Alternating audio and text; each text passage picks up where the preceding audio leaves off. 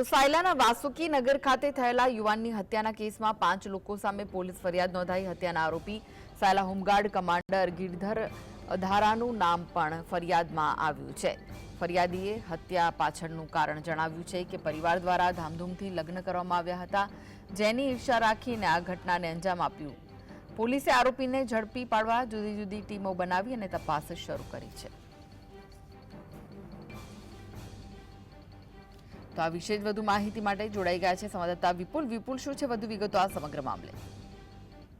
જી, જણાવી દઉં કૃષ્ણ કે સાયલામાં યુવતીના ધામધૂમથી લગ્ન કરવા બાબતે ઈચ્છા રાખી અને શરીરના ઘા વીકી એક યુવાનની જાહેરમાં હત્યા કરી દેવામાં આવી હતી। જ્યારે લગ્ન બાબતે પરિવાર અંગે ખરાબ મેસેજ આપવામાં આવતા હતા અને સ્ટેટસ મૂકવામાં આવતા, જે બાબતે આ જે છે તે વાસુકીનગર ખાતે હત્યાનો બનાવ બનવા પામ્યો હતો।